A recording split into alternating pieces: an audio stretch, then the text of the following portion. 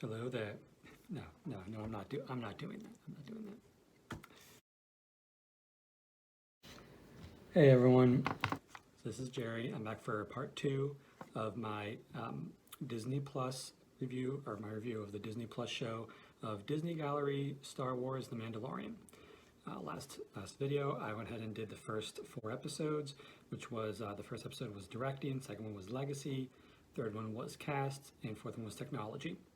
And I'm going to do the other 4 episodes, episode 5, 6, 7, 8, obviously, to then kind of give a general thoughts of what I think about this mini docuseries. All right, so episode 5 is called Practical, and this one, it's the practical effects. It's kind of obvious, and what it does is we learn a lot about Kroll, the Ugnaught, who's voiced by Nick Nolte. And what's very interesting is that there's somebody else, in the suit doing all the physical acting, and then Nick Nolte is coming over and doing the voice acting. I was a little disappointed that I didn't get to hear anything from Nick Nolte. Like, he didn't come on, he didn't talk about it, didn't even have kind of anything on the, where he visited the set or anything. So I would have liked to have heard something from him, but it was still very neat to see the person behind it and also get to see the practical effect of it. And that was very interesting. And obviously, of course, they did spend a lot of time in this episode on the child, Baby Yoda. We got to see some very cool concept art of the evolution of the character. They showed some very, early cute pictures where they made the child very cutesy, and then some other versions of it where he was very wrinkled and really not quite so cute. I think they did a good job finding a good balance on it. And of course, everybody talks about how as they're shooting, people forget that it's a puppet and there's someone behind there and they're talking directly to the puppet, the baby, like it's a real person, a real baby. And so that's always funny, that they get so much into it. And then the same thing as kind of the other episodes, Dave Filoni, they kind of end the episode with Dave Filoni talking a little bit about, what Star Wars is, what it's about. And it really highlights, again, especially if you watch all of these shows kind of consecutively or close together, you'll really hear that, at least in my opinion, obviously, this is my show, I'm always giving my opinion, he really is the heir to Star Wars. Him and Favreau they get Star Wars, they know what it's about. And he does some more talking in the other episodes as well and expands on his thoughts on it and why I think that he really is the heir after George Lucas. No knocks on Kathleen Kennedy. I know a lot of people like to take shots at her. I don't necessarily have anything against her. Haven't seen enough interviews and heard enough things with her to really know, though she has a lot in this Disney Galleries docuseries. She doesn't talk too much, though. She kind of just puts in her 2 cents and keeps it at that, which is honestly kind of like George Lucas is from everything that I've seen and heard about him. Anyway, so that is episode 5, Practical. Next, episode 6, it's called Process. And this one is very similar to a couple episodes back, episode 4, Technology, where it kind of goes into the process and the effects, both the CG effects, the computer effects, as well as the physical practical effects, similar to where they kind of talked a little bit in process. And really those episode 4, 5, and 6 all kind of talk about the special effects and that side of things. And so, just talked about those things. So I do want to say, though, at least in my opinion, Process, episode 6 wasn't quite as good as Technology, episode 4, because it just, I don't know, it just didn't hit me the same way. I don't know if it's just my mindset or something like that, but I didn't think it was quite as interesting or quite as good as the other episode. So episode 7, which is Score, obviously about the music. For music being such a big part of Star Wars, you hear those first couple of bars, everybody immediately knows it's Star Wars. You can hear different sounds from the movie and you know what the sounds are and the music and all of that. So it makes a lot of sense and it's very good that they spent an episode focused on the music. And it was good. It was also really nice to see Ludwig, and I'm going to mispronounce his last name, Ludwig Göransson. They spent the episode on him, and it's the only time we see him in the series. But it was very good. He talked about how he first came up with that initial sound of that recorder, the flute sound, to introduce the Mandalorian, to introduce him, and how he kind of worked through finding the different sounds, that he locked himself away with just instruments and no computers or anything to get the sounds. And it also showed him with the orchestra, and he talked about how, how big it is to, or how important, to say, how important it is to use an orchestra and have those live people, real feeling and souls behind the music and not just taking things from a computer. And he also does work a lot on the computer. They showed a really big, crazy looking, he says it looks like a robot, so use robots to make a robot.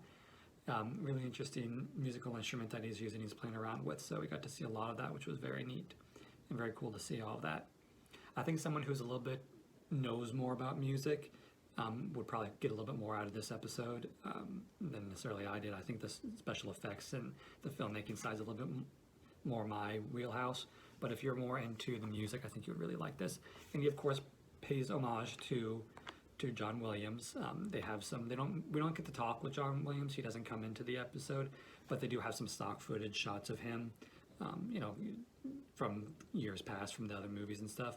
And Ludwig does talk about how big of an influence John Williams is to him. And so that was good that they still paid respect to John Williams, because he's really if it wasn't for his score, Star Wars wouldn't be Star Wars. All right, last episode 8, is called Connections. And this one, it was very much they're trying to wrap up the docuseries, and I think it was a very nice ending to it. They showed all the different kind of references and that Jon Favreau and Dave Filoni took from the movies, from the expanded universe books, comics, even took stuff from video games, which I think really shows, that they are aware of all of the different sides of Star Wars. And so they talked about all of that, and so I thought that was very interesting. And they really get to kind of nerd out a little bit. They do have a time where they're doing the round table, and you get to see them kind of talking about all the different corners and obscure references and different things. And so you get to see how big of a Star Wars nerds that John and Dave are. And I think that that's part of why this series, why The Mandalorian is so good. And then also why I'm liking this docu-series as opposed to just kind of like a regular behind-the-scenes thing, which I think I said earlier, is that this is not like a regular behind-the-scenes show. This is like a behind-the-scenes documentary. This is more, you really kind of go into the process more, and you get to see different sides of it. It's more, in my opinion, more interesting. It's something they also talk about in the episode Connections. They do talk about the legendary 501st, the fan-made group of people who are all dressed up as stormtroopers, and they go and they do events and charities and things like that. And that, that Lucasfilm, which I didn't necessarily know this, Lucasfilm has them on speed dial. So they're kind of the official, unofficial stormtrooper regime for Lucasfilm, which I think is excellent. If you're probably one of the founding members of that platoon, it would be amazing to see that and to be able to know that you're connected in that way. And now they are screen actors on it.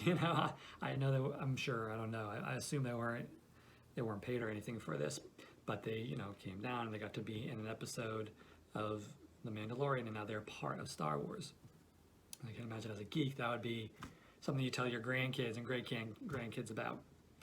And so I think it was a very fun ending, a very good, nice end cap to that 8-series miniseries. So in my overall thoughts on this mini docu-series, Disney Gallery Star Wars The Mandalorian, which again premiered May 4th. May the Force be with you in 2020. So it was nice to also have it during quarantine to be able to look through it. I didn't watch it necessarily during that time, but when it came out then, that was a good way to do it, and also was a way to kind of bridge the gap between season 1 and season 2 of The Mandalorian. And they do mention that they were working on season 2 and stuff like that, so though there's no spoilers are all about season 2 in it, so no worries there. But it was a very good docu-series. I think, like I'd said before, that it doesn't follow the kind of the traditional thing where it's just about a guy with a camera following around on the set. You actually got to see roundtables of the actors, the actors, the directors, also some of the producers, because you got Kathleen Kennedy, you got Jon Favreau, you also got some other the bigger, more behind-the-scenes people. So that started with Star Wars, with the original films and with the prequels and sequels. So it was good to see all of those different roundtables, as well as having some stuff from behind the scenes and get to see the process and see some of the different people. So I think it was an excellent series. I definitely, if you're a Star Wars fan, I really recommend it. If you're a TV movie fan who likes to watch documentaries and those types of things, this is also a very good thing to watch. So really, I think it has a little bit something for everybody, unless you're kind of like a in and out, just you don't care about any of that stuff. But if you care about movies, TV shows, or Star Wars, you will love Disney Gallery, Star Wars, The Mandalorian. As for my review, please check out my other videos, subscribe, like, ring that bell, do everything you can. Comment as well with your thoughts about the series, either individual episodes or the entire series as a run. We can even touch about the Mandalorian. I'd love to talk about that. All right, until next time, guys. Thanks. Bye.